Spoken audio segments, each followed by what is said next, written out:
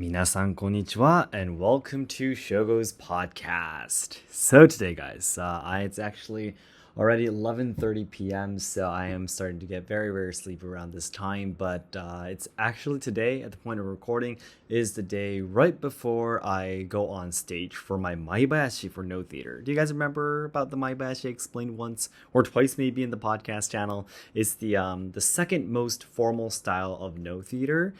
It doesn't have the mask, it doesn't have the shozoku, so that's the really decorative kimono and such. But still, it has the instruments, it has the singing, and also the dancing is a little bit longer than the shimai, which only has the singing and the dancing. So this is going to be my first Mayabashi on stage, and it's going to be really an important stage for me because the first Mayabashi is something that all no performers will remember, and also this is something that I absolutely have to do to become a professional, so I'm looking forward to it. I've been, of course, training almost every single day for this, but I still sometimes make mistakes because the dancing itself is really long, to be honest. And I'm like, you know what? I'll just do what I can, in the end. If you get too nervous, you'll make mistake anyways, and there is like no way to like completely not make any mistakes at all. So all you can do is just do your best. So I'm probably not that nervous. I don't know what I will feel if I actually go on stage, but it's the place that we're going to be doing it is the same place as we did last year. We actually already did a rehearsal on stage too, so I can kind of inside my head I can already image the audience sitting there, and yeah, I think I will feel a lot better than last year because I already know where the people are going to be sitting, what it's going to be looking like, and I already did, of course, the rehearsal with the professional instrument players too, so I know who they look like and what kind of people they are and so on and so forth. So that's gonna be making me feel a lot better too compared to last year. Because I didn't know about the stage at all. It was like on the day of the actual performance I finally found out what the stage looks like and how the backside looks like and everything. So that was the first time I found out. So until then I was like, I don't know what this is going to be happening, but this is a little bit different. But anyways, guys, today's story is not about that. Today's story is what in my very last training before the performance, the really important performance of 2023, what my no theater sensei has taught me. He said at the very last training, he was like, Shogo, what I'm going to be telling you, what I'm going to be teaching you right now, I am not too sure if this is going to be the right timing to teach you, but let's give it a try. And what he told me is that your dancing in no theater right now is like the raw material of a dish. So let's say you wanted to, let's say it could be anything. Okay, let's say you want to make a salad then. So you got some lettuce, you got some cucumbers, you got the tomatoes, for example. So it means that I'm not making any major mistakes in my dancing. But that's it, he said. So your dancing is not incorrect, but that's all it is. It's not something that moves people's hearts, if that makes sense. It's not cooked into a delicious meal. That's how we expressed it. So it's like there's no taste to it. I'm like just following the instructions, if that makes sense. And he explained to me that if you want to get better from here, you really need to start putting some ingredients basically into your dish. Or in other words, I definitely have to put more of emotions, feelings, expressions into my dancing. And when he explained to me about this, he explained to me about the concept of Johakyu. Now, if you train in Japanese traditional culture like Budo martial arts and such, I see a lot of people, for example, who post videos of the Seitei Iai, the standard Iai kata of all Japan Kendo Federation and such. I see a lot of people talking about Johakyu and such. But basically, this concept of Johakyu is the rhythm, the beat of all of Japanese traditional culture. Basically, Johakyu represents how it moves on. So first, it starts slowly. And with a lot of power, with a lot of hidden energy inside. And ha starts to go a little bit more quicker, more lighter. Yeah. And at the very last, Q becomes more graceful and elegant. So every single thing that we do in Japanese traditional culture must have this concept, Johakyu. Let's say Iaido kata. Iaido kata has to start with Johakyu too. So it has to start slowly with a lot of power inside it, and then it suddenly gets quick, very fast in between.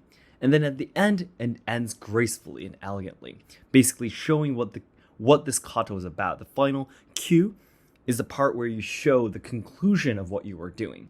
Same with the shakuhachi. When I talked with Kaminaga-san, the shakuhachi player from Wagaki band, he was explaining that my music needs more Johakyu.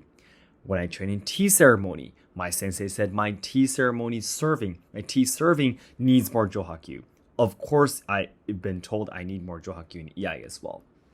So what I want to explain here is that this is a huge wall that I'm facing, I guess. Basically, in all the things that I'm training in. I mean, I do okay, you know. It's not like I can't do it. If you, for example, haven't trained in Iai, in tea ceremony, no theater, shakuhachi, or something, nothing before, you'd probably think, oh, Shogo's doing an okay job. Yeah. But from a professional point of view, which is the point I want to reach, from a professional point of view, all I'm doing is like textbook kata, basically.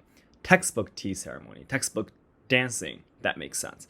So it's like, you know, there's a language book, a book for studying Japanese, and, you know, if you listen to the CDs, for example, or the listening material, it would be like, konnichiwa, watashi wa Yamaguchi desu, right? For example, that makes sense. That's not like a human being talking, right? But it's not incorrect either. I mean, the Japanese is correct, pronunciation is correct, it's just really not human that much. This is what's happening to all the stuff that I'm doing right now.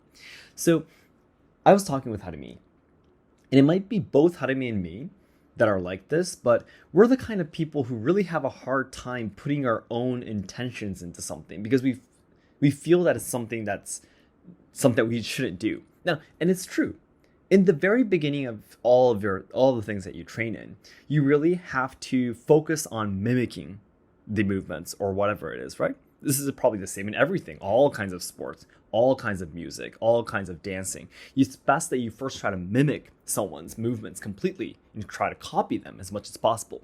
But eventually, if you start getting better, just copying someone's movements isn't going to be enough. You have to put more of your, you know, I hope I'm trying to make myself clear here, but it's really hard to explain. You have to put more of your emotions into it. You can't just be following these steps anymore once you get to a certain point. You have to put your own intentions, your feelings, your thoughts into each movement. Yeah. You can't just be remembering, oh, that person that I saw at this timing did it like this, so I'm going to be doing it like that. No, you have to be inside your head. I'm doing this movement at this speed right now because I feel that at this point of this dance, at this point of the kata, at this point of the tea serving, I want more people to feel it this way, for example. So I need to gradually have to have my own logics, my own reasons to why I do certain things certain ways. Yeah. So it's not at a certain point, because again, you know, no theater, I've been training for about 5 years now, 6 years now. Tea ceremony as well. Shakuhachi, very short, still a year and a half, but Iai, been doing about 8 years now. It's about time I start to gradually break these, what should I say, molds that I have inside of my head, you know? Yeah. And it's something that's important. Of course, destroying it is not a good thing, but I need to reshape it into my style eventually. Yeah. Without, of course, breaking all of the rules. There are rules that we still need to follow, but there are some creativity that are required in all of these things. So really thanks to my sensei, right? It was the last training was 1 week before the performance, but I'm really happy that he told me this because he thought that I would be able to understand it, right? If he looked at my dancing and he felt that I wasn't ready for the next thing that he wants to talk about, he probably wouldn't have talked about this to me. So I was very, very happy that he talked about it. And to be honest, yeah, before the real performance, giving advice that's really complicated or difficult might confuse the trainee, of course, but still, I want it to be a challenge. I want everything to be a challenge in my life. So I'm really, really grateful for what my sensei said to me.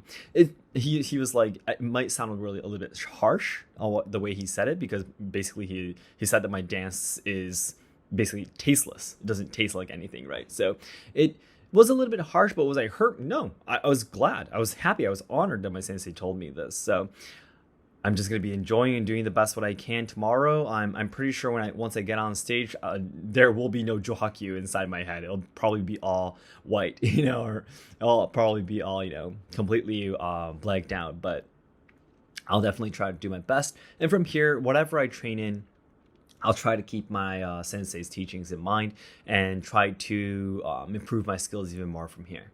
So then everyone, as I always say, the ultimate goal of my life is to make all Japan lovers' dreams come true. So I know there's a lot of people studying Japanese, willing to come to Japan to study, travel, or work, or even train our traditional culture and such.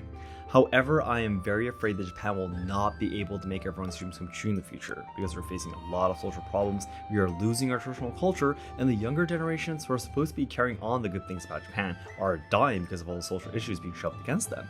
So I really want to dedicate my life trying to make Japan a better place. I want to try to solve the social problems, preserve and evolve traditional culture, and also help out the younger generations so they can have a brighter future. And to do this, the nearest goals I have right now is to achieve 100,000 subscribers on my new channel, Seki Sensei, achieve 100 students on our online lessons that we've started recently, trying to achieve 50 guests that will be coming to our samurai experience for the Yushinkan samurai experience, and also so many other stuff that I'm doing. So I hope you can take a look at the description box for more information. Guys, thank you so much for listening, and I'll love to hear your experiences in Japanese traditional culture or any of your thoughts from all of the art that you've trained before. Thank you so much, guys. Have a nice day.